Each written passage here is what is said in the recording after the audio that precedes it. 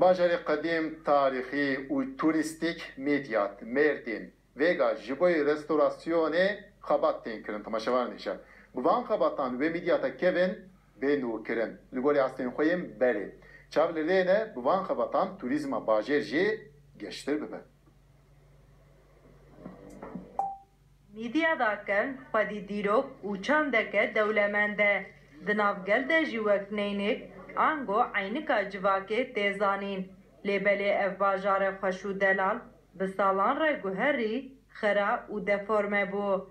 صنعتکاریه کبن سوکا کبن ده جه کبن ده و ام حافظه کرن نه انسان مرخا تاریخ etki tarihi kültürel ve beter der kebe hale gojberi ve sanatkarî hosayil cemma memleketi mel medya de habu Şaredariye ji bo Midyada dîrokî dest bi xebatên restorasyonê kir û şaredarê Midyadê Veysî Şahîn qazmeyê ewil li dîwêr xist.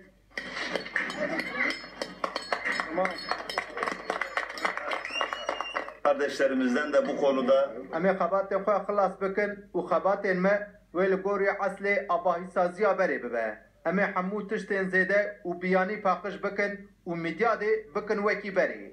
Piştî xebat biqedin, wê sûk û xanên berê bizîvirin halên xwe yên beriya sedan salan.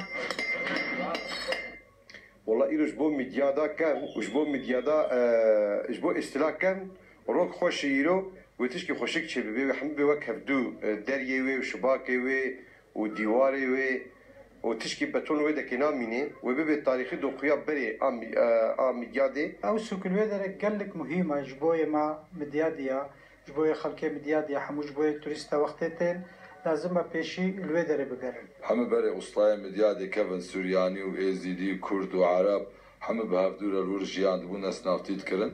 İnşallah wê aynı konseptê de wê çekin. Wê ji bo Midyadê wê bê aynik çünkü navê Midyadê jî aynik e.